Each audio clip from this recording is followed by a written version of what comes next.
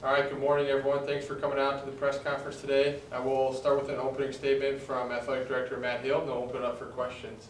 Yeah, well, we're excited to have Coach Sanders joining the staff for our third year of men's lacrosse at Northwestern. It's a new program, and he brings a lot of wealth of knowledge from lacrosse, from playing and coaching for many years. He's been working with our program for the past 2 seasons, and he knows our team well. He knows our institution well. So we feel like Coach Sanders will be a smooth transition in this program, bring the wealth of knowledge that he has, the understanding of the type of institution that we are, the type of student we want to recruit to Northwestern, and the type of lacrosse we want to play. And so we feel grateful that we have a coach that can transition the program into the future, and we're looking forward to that. Coach Sanders, maybe just give your thoughts on joining Northwestern and an overall statement on what it means to be a part of the staff here. Yeah, I'm really excited about this opportunity. I mean, this is you know, I think we've had this conversation a couple times, and with other friends of mine, that I don't think I growing up aspired to be an NCAA lacrosse coach. I mean, growing up I didn't know what lacrosse was, so for me I didn't jump into the sport until I was in college, and so in the world of Minnesota lacrosse, so I've been around it basically since its infancy for the last 20 years. And now with the growth of the sport here, I'm really excited that a school like Northwestern has jumped into this and made the commitment to the sport. I think that there's a lot of places for kids to play lacrosse across the country, even within Minnesota at the club level. But to have an institution like this where young men and women, but young men on my side, can come get a Christian education, and what does that mean for them, and also learn how to play lacrosse and compete in the upper Midwest is a pretty special place. And so I'm really excited to be here and be the one to lead that.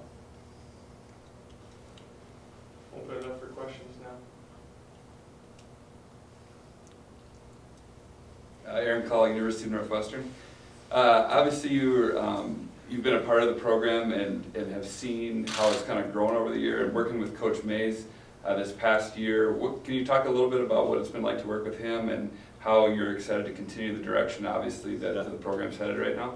Yeah, definitely. I mean, all the credit in the world to Coach Mays, and I've learned a lot from him and his experience, obviously where he's come from as a lacrosse coach and player.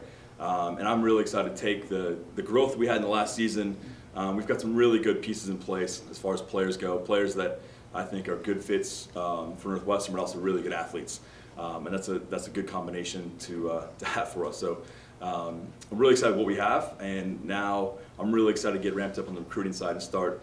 Really, for me, it's asking questions of some of you guys here, like, how have you guys been successful with recruiting? Like, what kind of athletes do you guys have success finding, and how do I do that as a head coach at the D3 level, which is a new experience for me. I've always been on the opposite side as a club guy, right? Like I've helped many kids go through this process on that end, but now to be on this side is a new thing for me. So I'm really just humbly here to ask questions and learn from guys who've been doing it for a long time.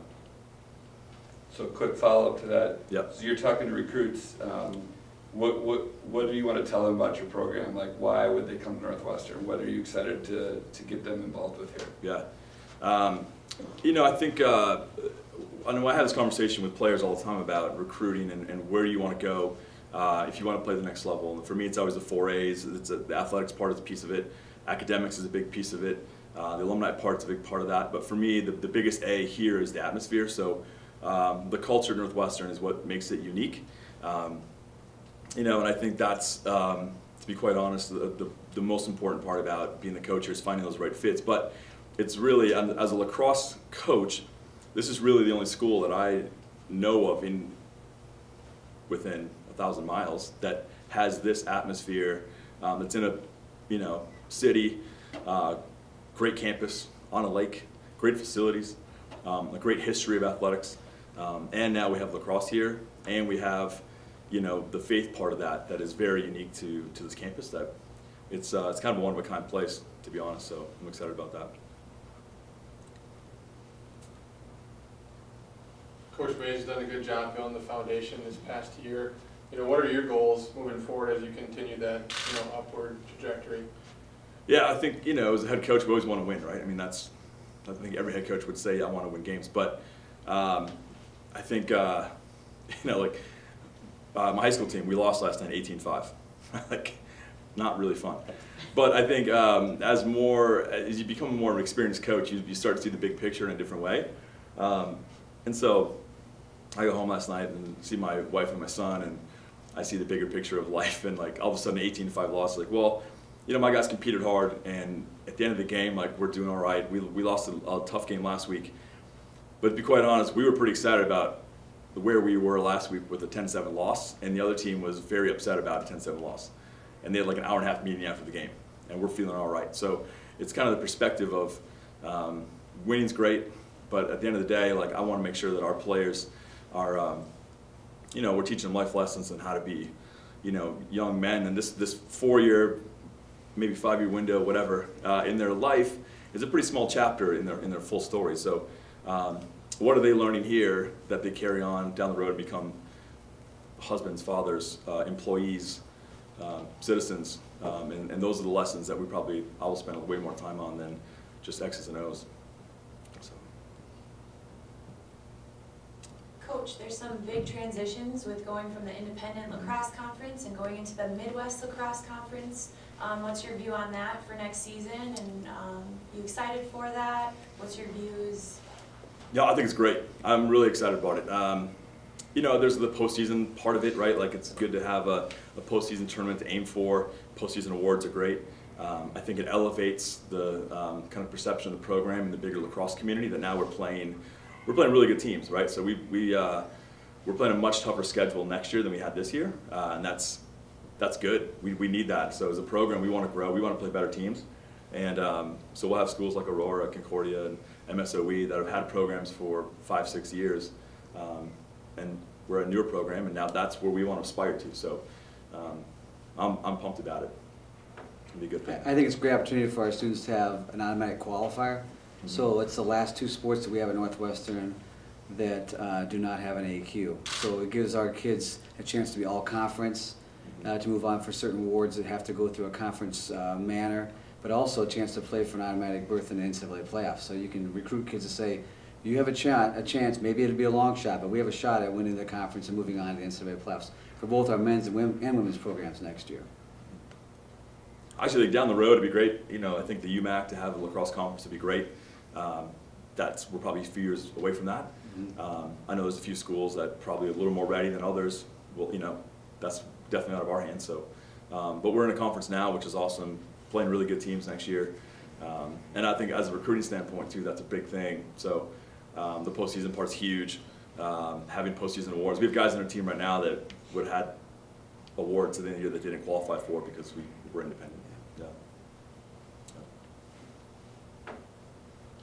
Coach, we all learn and we grow as coaches. You said you kind of have, you know, came into lacrosse as in college. Mm-hmm. I'm curious, who are some of your like coaching mentors? Who are the people you've kind of learned from as you've transitioned into this role? It's a good question. It's funny. I was thinking about it the other night. Like, I've been at this for a while, and you know, I look back to when I first started playing. We didn't have a coach.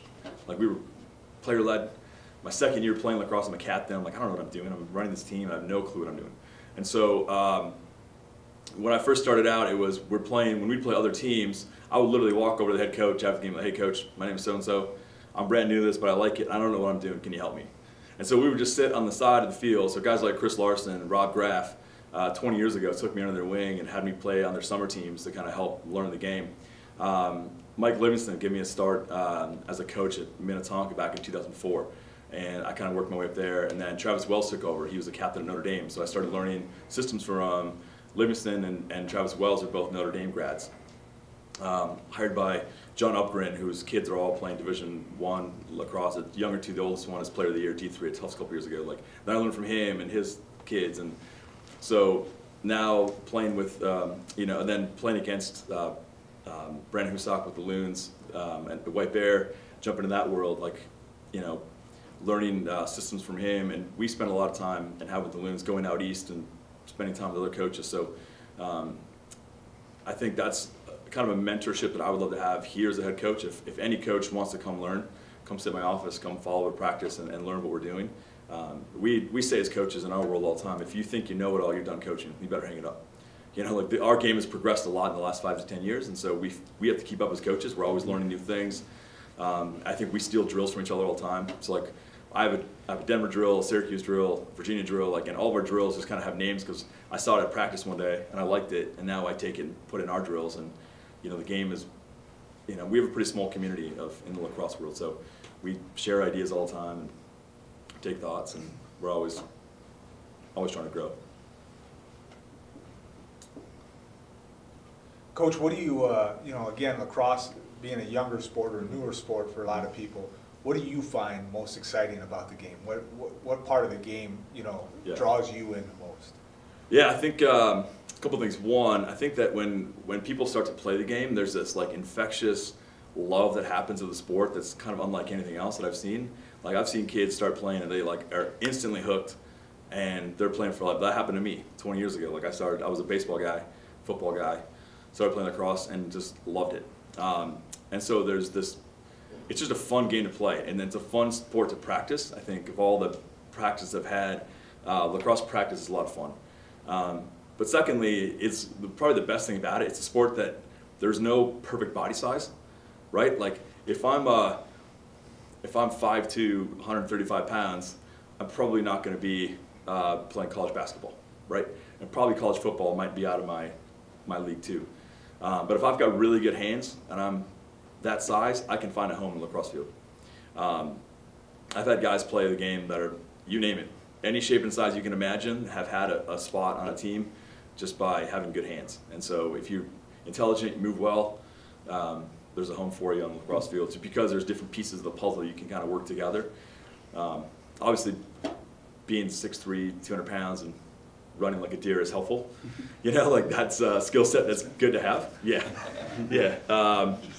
But it really is something that like I've seen guys who are, you'd walk past him like, that kid, not much of an athlete, but he's a pretty good lacrosse player. He figures it out. So it's kind of a unique thing about our sport that we have. Travis, you'll hear the word family in the athletic department a lot. Tell us about yours.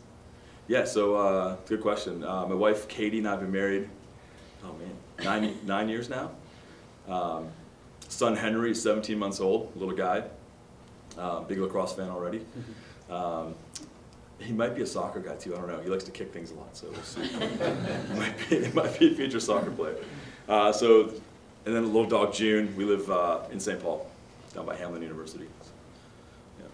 My wife's a pastor at a church. She's actually interim transition lead pastor at a church at Upper Room in Edina right now. What do you do in your spare time? Right now, I don't know what spare time is. Between kind of getting this going and coaching at Roseville and the Loons. But no, I love monkeying with cars and fixing things and woodworking, working on my honey-do list at home all the time, you know, stuff like that. But I really like just woodworking is probably my biggest hobby. Yeah. Maybe fly fishing someday if you teach me. Yeah. Any more questions from anyone? Well, thanks, Travis. We're excited to have you on board and looking forward to watching you coach the program. So thanks to you both. Thank you.